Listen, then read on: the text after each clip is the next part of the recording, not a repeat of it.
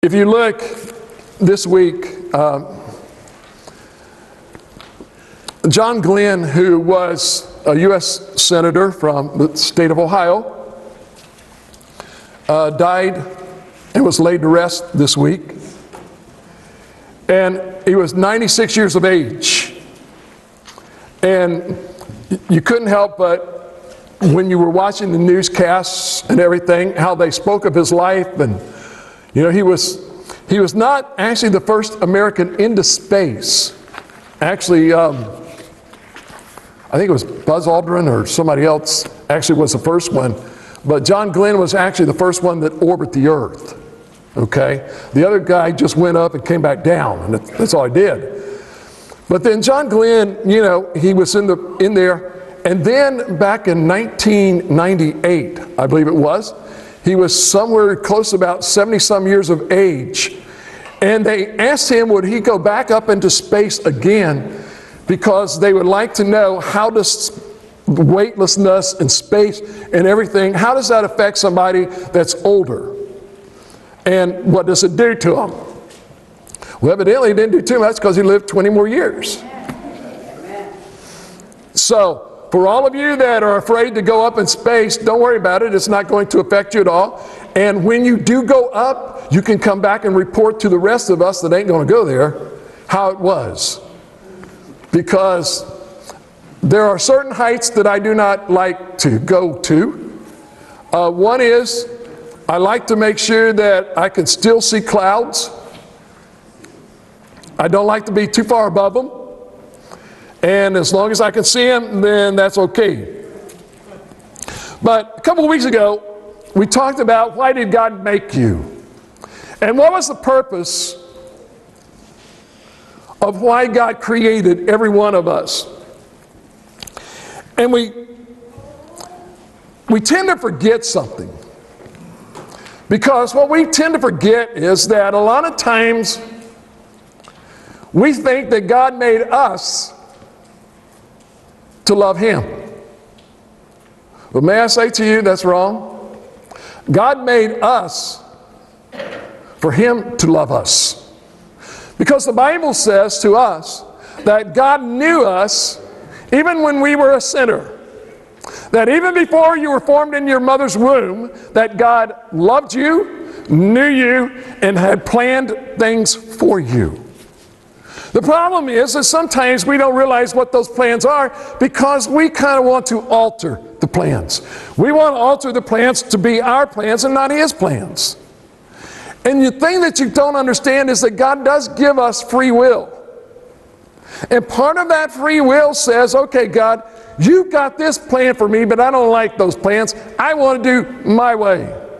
As Frank Sinatra sang the song and Elvis Presley sang the song, I did it my way.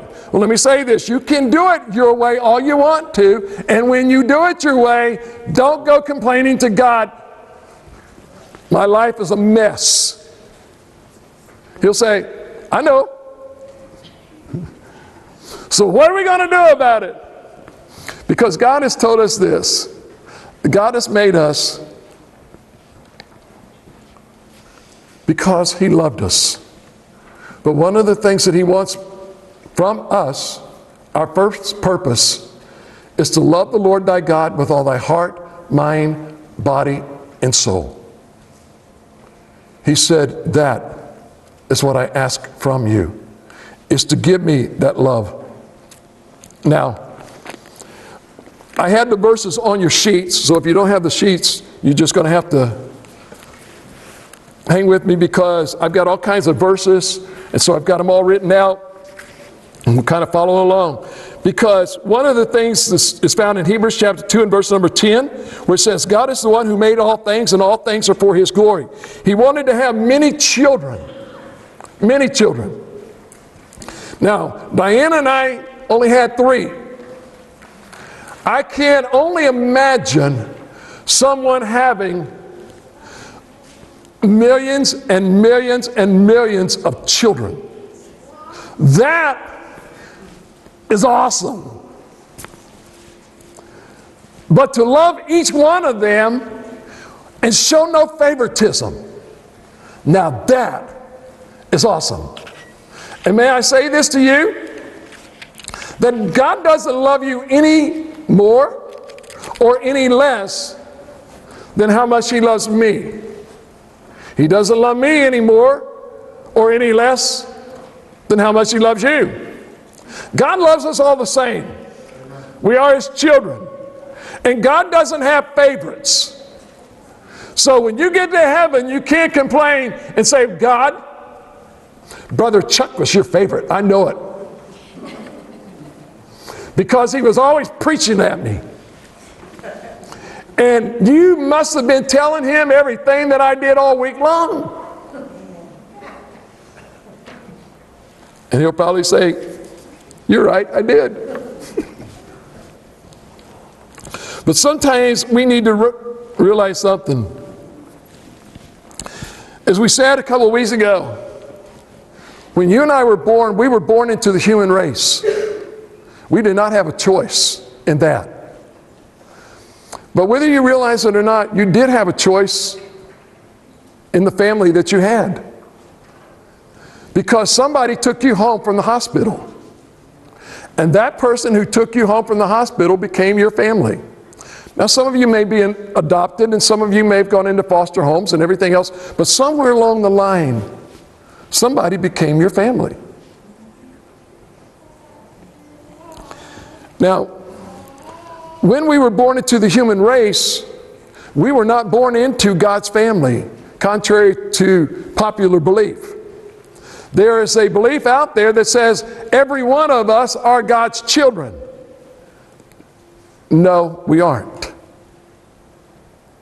We are not all God's children until we accept His Son as our Savior, and then we become part of the family of God.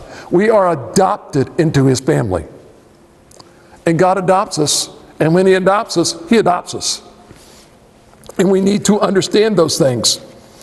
And when you choose to become part of God's family, may I say this to you, for those of us that grew up in another era, in another generation, which is not quite the same as this generation, I don't know about you all, but in my family, we had responsibilities as kids. I had an older brother and an older sister. My older brother was 7 years older than me. My sister was 5 years older than me. My brother and sister were 18, almost 18, I think, maybe 17 and 15, I think. And they married brothers and sisters. They had a double wedding over in Newport, Kentucky. So they went to Kentucky and they got married, and then they moved out of the house. I am now the oldest in the family. I am now 10. And at the age of 10, my mom and dad could not do what they did back then. Number one, if you take and leave all of your children at home with a 10-year-old in charge, Children's Services gets called on you. Well, I was 10 years old. My brother Rick, who was a scrawny little thing, he kind of still is. But Rick was 8. My sister Sharon was 7. My brother Marshall was 5. And my other brother Chico, or Junior, was 3. So I had to make sure that babysitters were there and that all of the other kids were dressed and ready to go to school. I did that until I was 18 years of age, until I moved out, went into the service, and I left home. It was my responsibility. We had one car. If I wanted to go out with Diana on Friday night, I had to make sure that my mom wasn't using the car, that all of the other brothers and sisters were dispersed to wherever they were supposed to go if they were going somewhere, and then we could go out. I was working. As part of that, it was not my car, but I put new tires on the car, gas in the car. And then the rest of the money went when we went to McDonald's to get French fries or to go out. But those were my responsibilities as part of that family.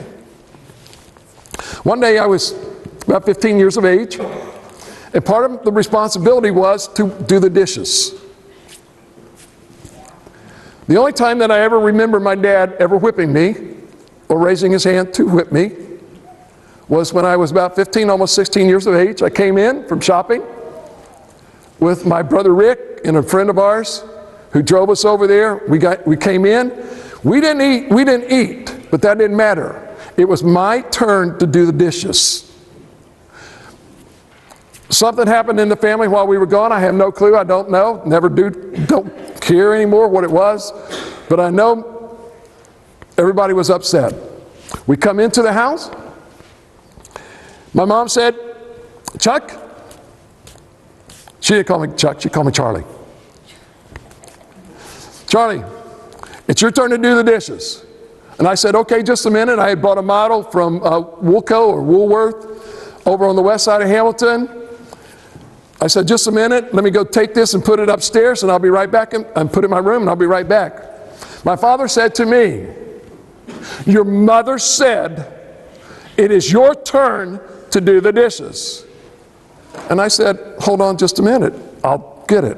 That was the wrong thing to say to my dad with his temper. Because my dad was raised in Kentucky, and you pick up whatever you could, closest thing to whip your children.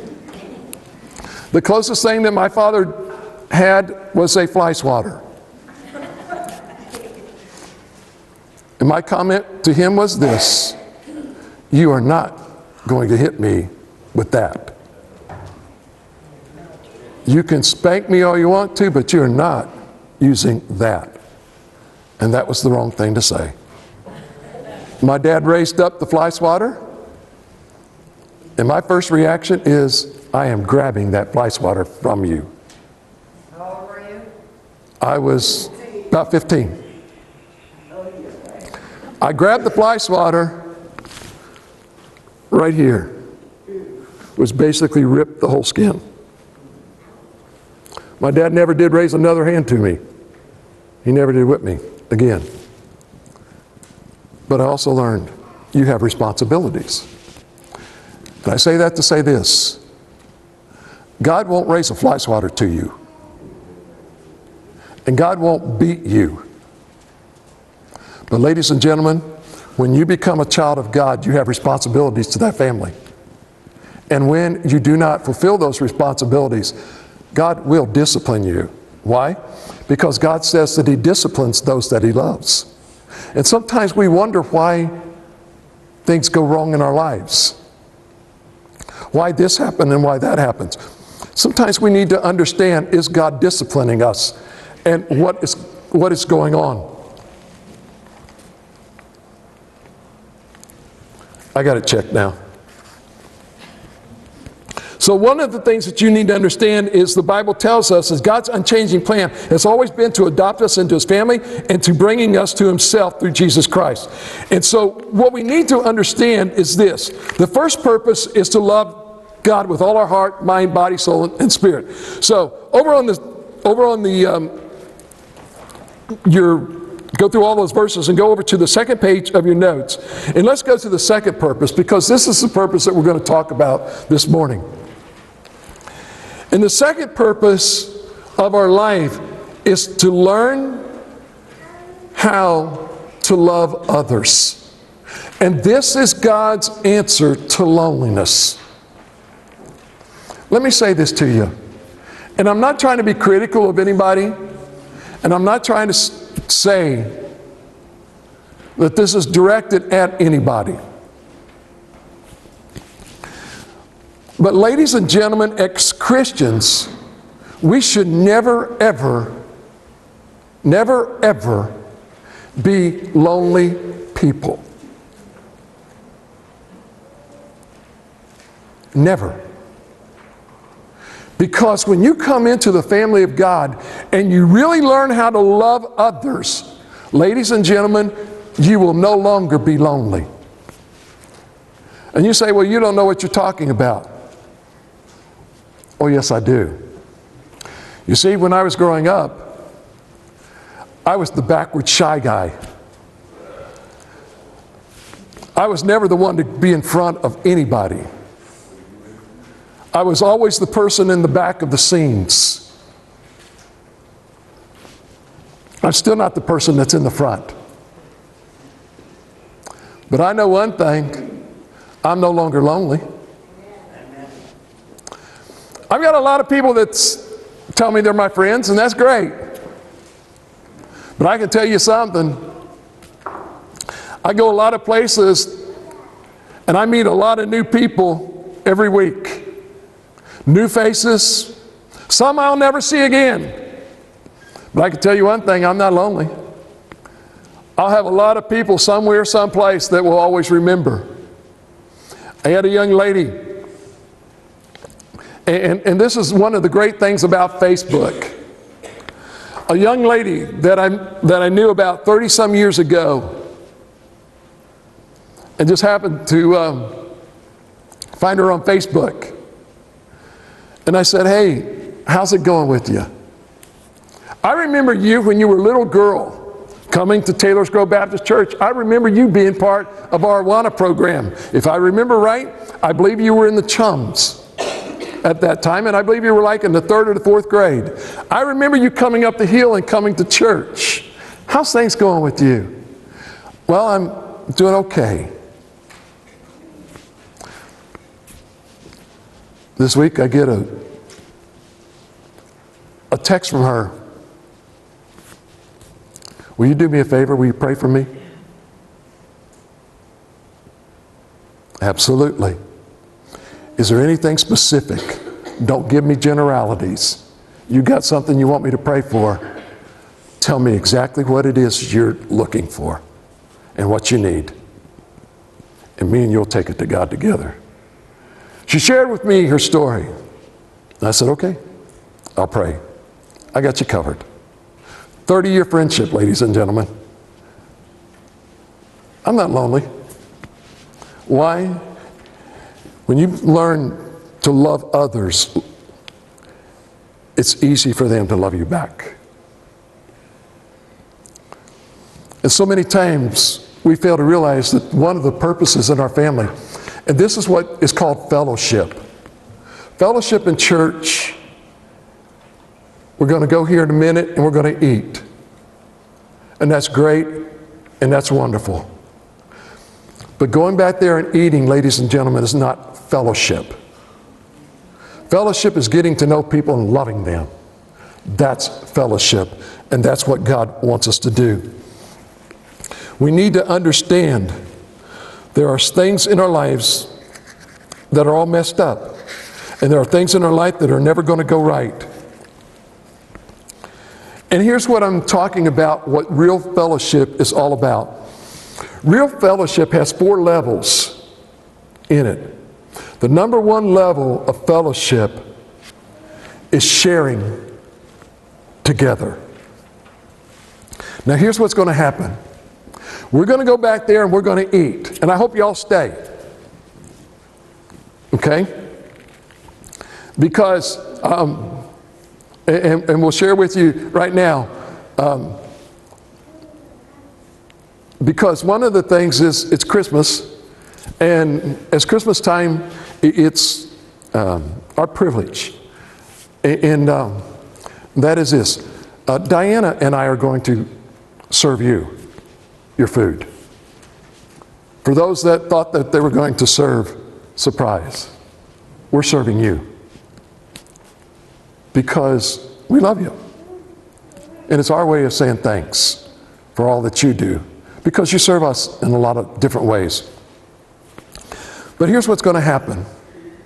Many of you are going to sit down at a table where you are comfortable with the people that you know. And you're going to talk to each other. And you're going to talk about the kids and the grandkids, or how's things going in life, and catch up on some things. Here's what's not going to happen. You're probably not going to sit at a table with somebody that you don't know. and strike up a conversation that might go like this.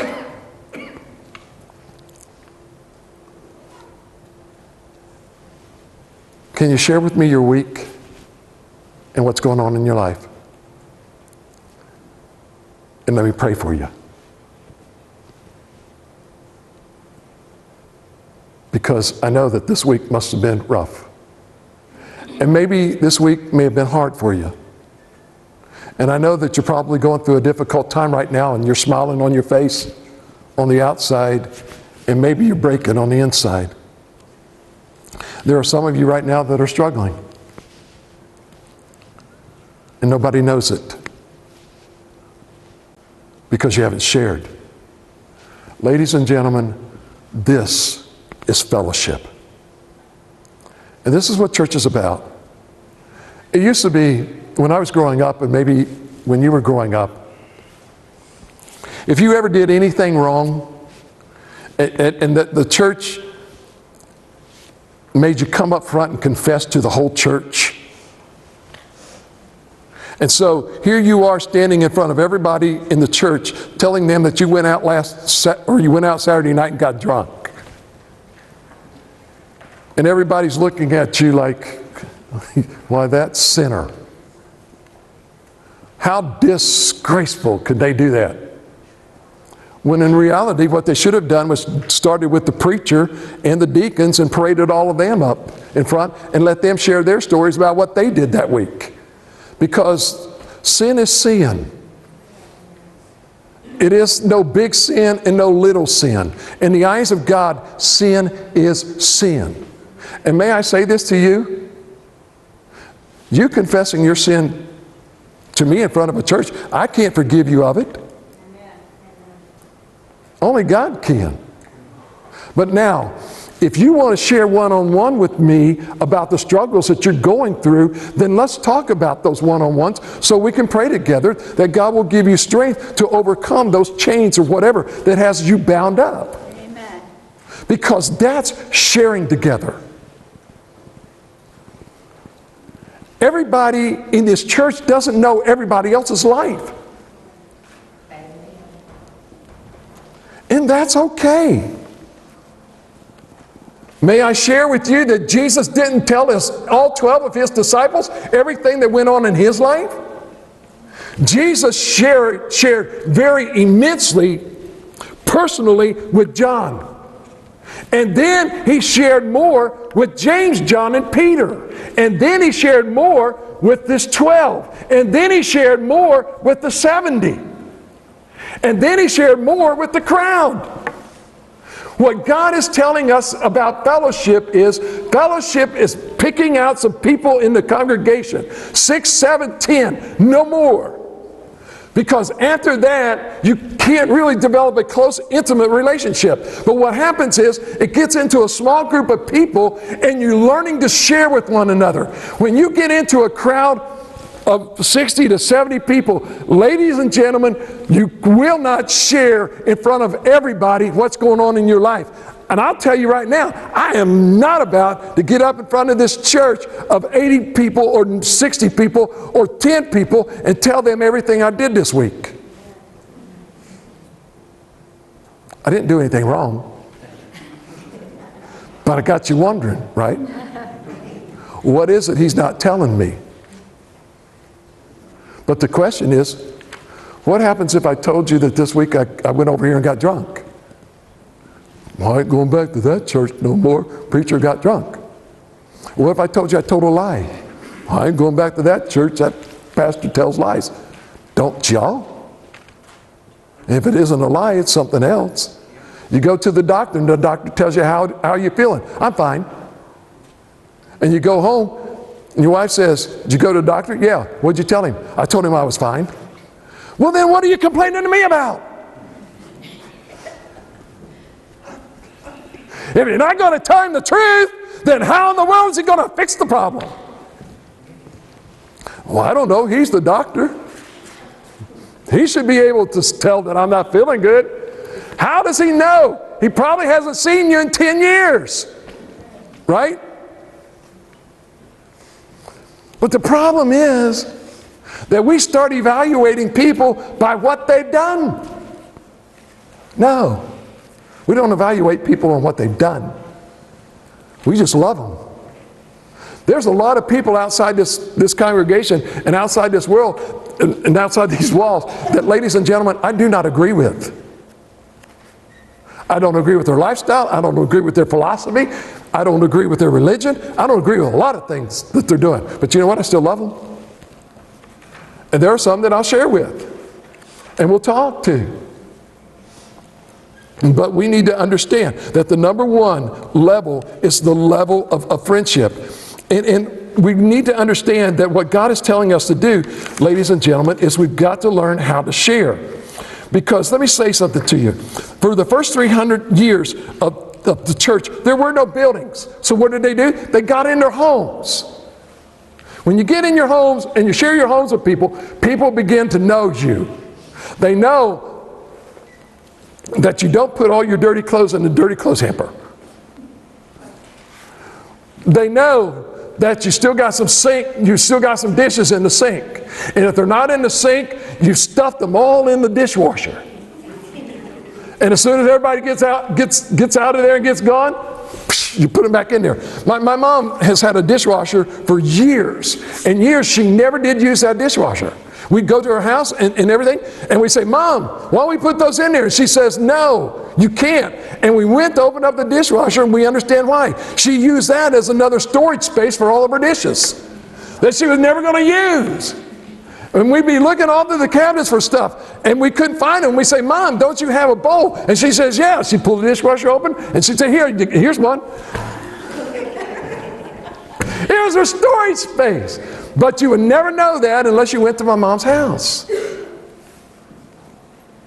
But you get to know her quirks and the things that she would do. But you got to know that because she invited you in. And this is the one thing that we need to do. There are two things that we need to share. And that is, number one, you need to share your experiences. Now, let me say this to you. For instance,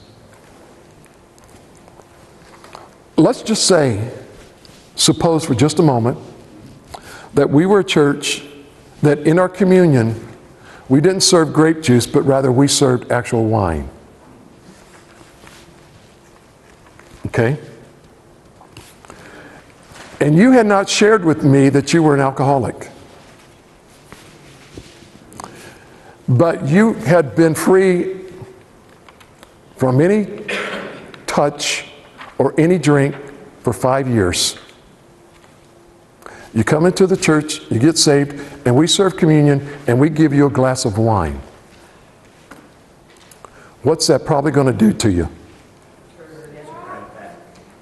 It has the possibility of turning you right back around out there. Now, if you had told me your experiences, I would have made sure that you wouldn't get any wine. But number one, I won't do that anyway because we serve grape juice. But if I also knew that you were addicted to prescription drugs, and you came to me and told me you were hurting, there is no way that I'm going to give you a very, very strong type of prescription drug to set you back. But how will I know that if you don't tell me your experiences? If I don't get to know you. And this is what we talk about with our experiences. There are certain things and certain subject matters that are there. And the second thing that we need to share with each other is to share support for one another. When you begin to start telling somebody, when you're in a group, if you're going to counseling, sometimes you get counseling on an individual basis, and sometimes you get counseling in a group session. Why?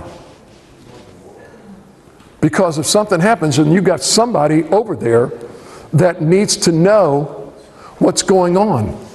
so that if you hit something, they call you, they know what to do and what to look for.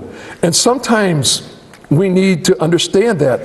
And what ends up happening is this. One of the things that, for instance, if you and I were to go to a restaurant, and in that restaurant we had a bad meal, what would you do?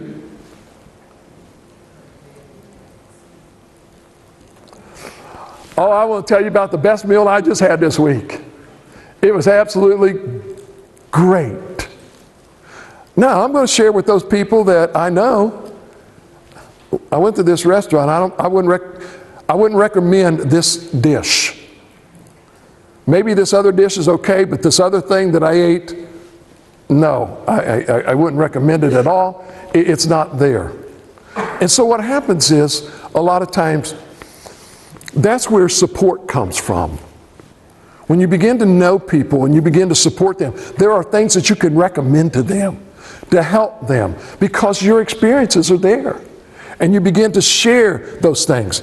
The next thing that you need to understand is the fellowship of belonging. And there's a lot of people that are out here that say, I just don't belong. Hold on a minute. Let me say this to you. If you want to belong, you got to get out of the big group and into a small group. Because here's what's going to happen, guys and gals.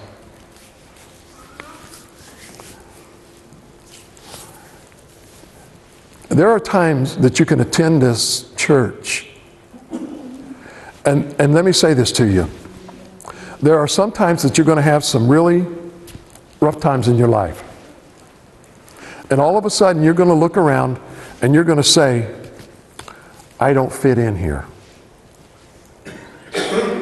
I don't belong here. And number one, that's not from God, that's from Satan. Because he plays these games and messes with us. The reason a lot of times that we feel that we don't belong is because we don't get involved.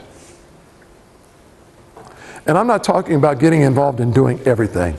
I'm talking about the opportunities of getting into a small group of 6 to 10 people. Then that's when you feel that you really belong to that church. Rick Warren out in Saddleback, they have 20 to 30,000 small groups. 20 to 30,000.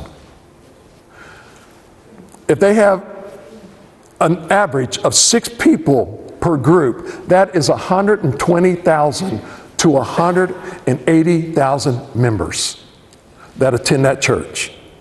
If you were to go and ask any of those people in those churches in there, do you feel like you belong to Saddleback Community Church? I would venture to say that 90 to 95% of those people will tell you that they belong to that church. And they feel like they belong. Why? Because when somebody gets sick, you know who visits them? Somebody out of their group. You know who's the last person to know that somebody's in the hospital? The pastors. You want to know why? Because the members are supporting each other. Those pastors can't support 120 to 180,000 people. It is physically impossible to do that. And that's the feeling of belonging. And this is what God has asked us to do, to get into these. This is why he set all of this up in the very beginning through the book of Acts. And he begins to say, he says, you are members of God's very own family, and you belong in God's household with every other Christian. We belong. And we belong to each other. It's like this. Here's what I hear, and don't take offense, please, anybody. Please don't take offense. It's like me saying I love football, but I don't want to be a member of any team. I want to play in the NFL, but I really don't want to play for anybody. And a lot of people say, well, I'm a Christian, but I really don't want to be in any specific church. The reason God has given us churches and church families is so that we can belong together. We're a team doing a purpose and doing a job of what God has called us to do. We're not called to do everything else. And listen to me. We can't do what Stratford Heights does. We can't do what Town Boulevard does or Brill does. We can't do what Mayfield does over here. We can't do what our Holy Family does. We can't do that. God hasn't called us to be those churches. God has called us to be Calvary Baptist Church with a certain need to reach a certain people, and this is what we're doing. And this is what He's called us to do. Not to be all for all people. We can't. But we've got to figure out what it is, God, you're calling us to do. And where do we belong? What's our niche? And most of you know what that is. Our niche in this church is to become a hospital for those that are hurting. We aren't rich. We aren't called here to pay people's electric bill, utility bills, or anything else. There's other churches that do that. We can't. We don't have the resources to do it. And that isn't what God's called us to do. There might be times that we can. But unfortunately, what the people want outside these walls is when their electricity gets ready to be cut off, or when their water bill gets cut off, or when it becomes Christmas time, then they want to come to the church and they want the church to provide the needs. No. God says we take care of family. Now there are those outside that we can help, and God will give us the resources to do that, but we can't help everybody in Middletown. But sometimes we need to understand we belong. In the early church, they belonged with one another. And that's what we need to understand. Now, we started talking, and we're going to do this, and that is starting in January, we are doing a class. We're starting with Class 101. It's just called membership. For those of you that are not members of the church, you could come to that in January and find out what we believe in. What do we do? Who are we? For those of you that are members of this church, maybe you need to find out who we are and what we're doing. And what's your responsibility as a member of this church? Because it's more than just this. Our next level is the fellowship of serving together. Do you know that on Sunday morning, do you know how many people it takes to be a part of this service? To do the things that need to be done.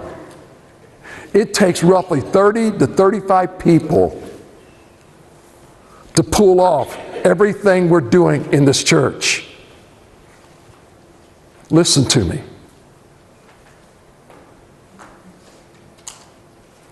There are things you can do. And that's fellowship, is as we serve together. There are things that God's given us all to do. It's like, before I came to this church, and even before when I first went to Taylor's Grove, and my wife is still upset with me about a lot of things, because I always thought that there were certain things that I could do. And so I would start a project, and I'd get halfway into it, and it wouldn't get finished.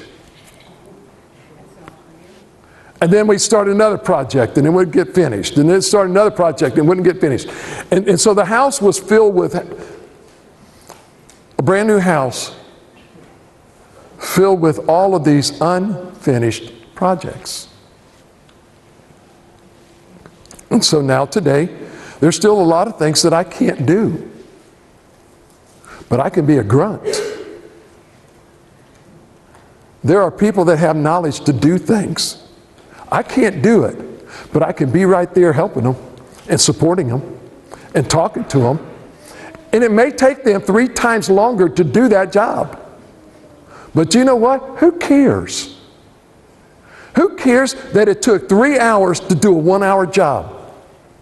Well, maybe their wife does because they're spending 3 hours with Chuck. But can I tell you something? In that 3 hours of talking, I learned a lot about that person. A lot about that person. I'll pick on Albert.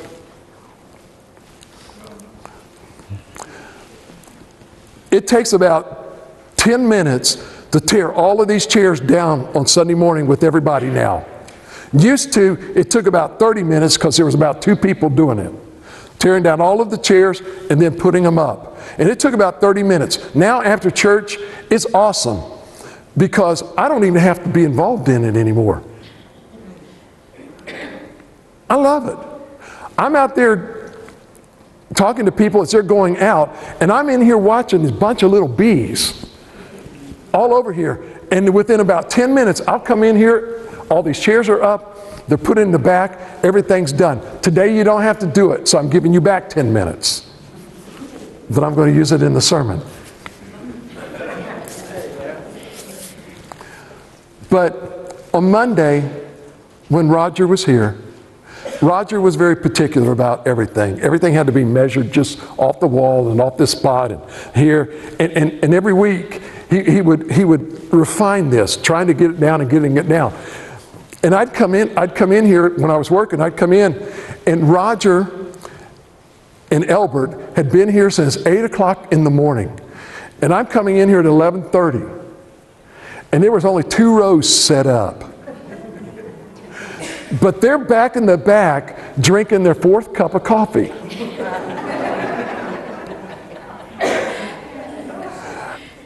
And Roger would always have the same words. He's caught us again. But can I tell y'all something? In those 3 months, those 2 became best friends. They got to know each other. Why? Because they learned how to serve together. Who cared that it took 6 hours? Kathy didn't because you were gone. It was a blessing. But no, who cares? Sometimes we get so involved and we got to get the job done that we fail to realize that what's more important, getting the job done or talking to a friend? That's what it is, serving together. It's awesome sometimes, the things you get to share with people and to learn. And that's what serving is all about. Serving is learning about that person as you do. The Bible always says 2 people are better than 1 because they get more done by working together, and they do. And you need to understand these things.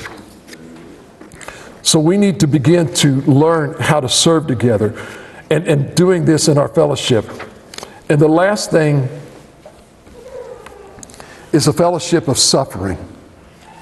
And this is the one thing that a lot of times we don't do too well at. You see, because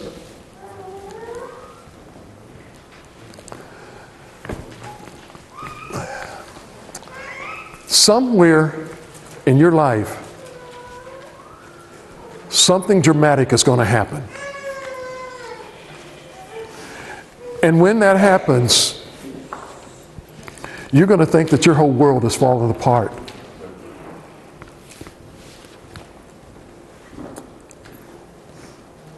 And maybe it has. And maybe your whole world has fallen apart. You see, because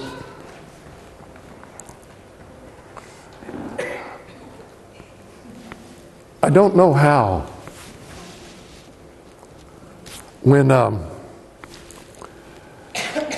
I see these write-ups every once in a while in the obituaries of a story of a husband and a wife that have been married for 60, 70 years. They're no longer in their home. They've now been moved into a assisted living or some type of assisted type house.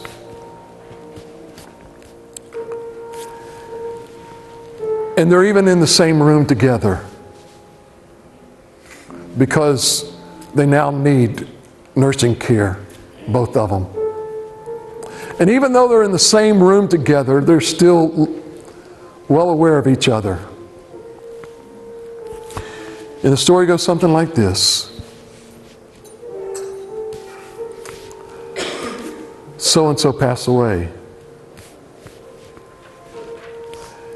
And within a few hours, the other one passed away. Because I don't know how they would do it. My wife and I have been married now, and I'll get it right, 44 years. It'll be 45 next year.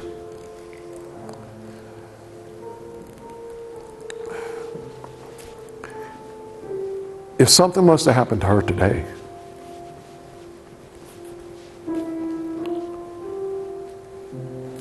I don't know what I'd do.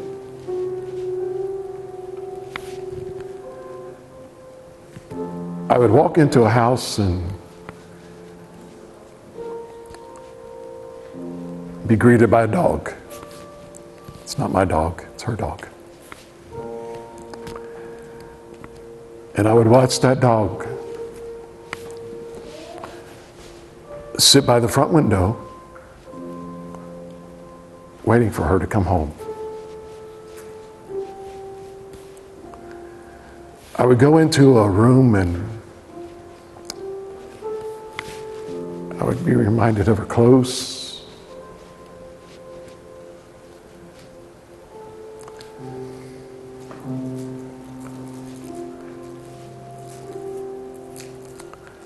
And I would watch my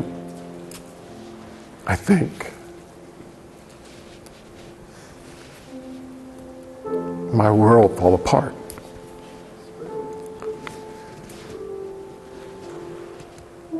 Because things would change.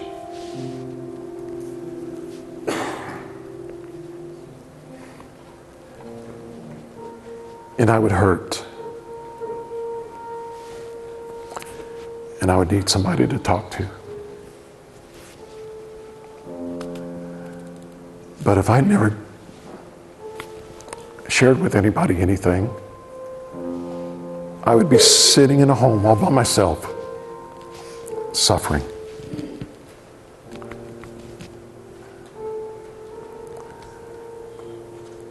And I watched that happen to people.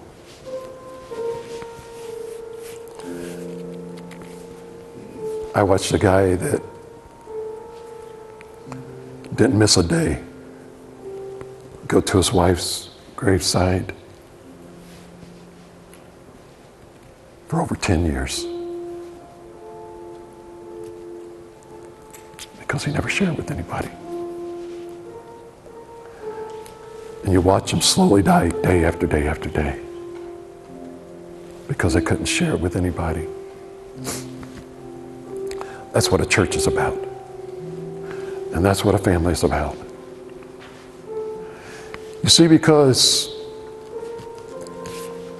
I can just use this,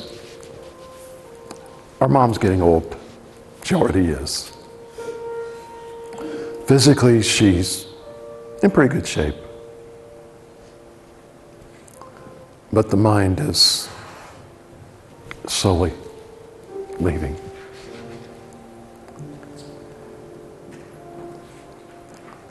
And there are times that I'll talk to her now and she don't even know who I am.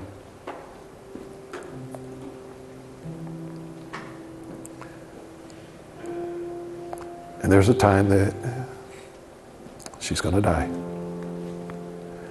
And when she does, I'll sit with my brother and we'll share together. I'll sit with my sisters and my other brothers, and we'll share together. And we'll suffer together, and we'll grieve together. But that's because we're family. And that's what a church becomes. And it should be. And that's what, ladies and gentlemen, that's what fellowship is. It isn't just eating together. It's getting to know one another. It's hard when you come into someone else's church and you feel like everyone wants you there, or everyone's so welcome. This church is not like that. No. I found out. Thank you.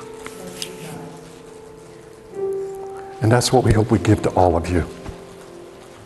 Is hopefully a way to understand that you do belong. Hello, this is Pastor Chuck Cotton from Calvary Baptist Church.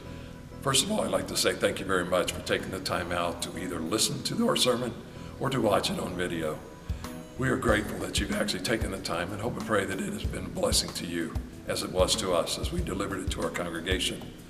We ask if you have any questions whatsoever that you email us at pastorchuck@calvarybaptistmiddletown.org, or you could come and give us a phone call, if you would please, at area code 513-423-7251. I'd like to take this opportunity to also invite you to come to our church and visit us, if you would please. We actually have small groups on Sunday morning starting at 9:30, with our morning worship following at 10:45. Prior to our morning small groups, we also provide donuts with coffee, milk, orange juice, a time for fellowship, get to know each other, have a good time before we actually break out into our small groups for Sunday. Our worship services are uplifting, they're fast moving, and everything in our service is just a fast pace. But we do take time every once in a while to slow down as we feel the Holy Spirit moving, and we never want to hinder it in any way. We also have on Sunday evening, during the school year, we have Awana, and Awana starts with the Puggles, actually from age 2 all the way up through high school. And during that period of time, we also have a worship service. Both of these start at 6 o'clock and end at 7:30. Our Wednesday night, we have a Bible study, which starts at 7. We generally finish about 8:15. We would love for you to come and visit with us. Don't have to dress up. Just come as you are, because to us, it doesn't matter. You're a child of God, a creation of His, and so to us, you're important to everything that we do. Our motto here is building the kingdom one life at a time, and we hope that we have a chance to visit with you, get to know you as you get to know us. So thank you, and may God bless you.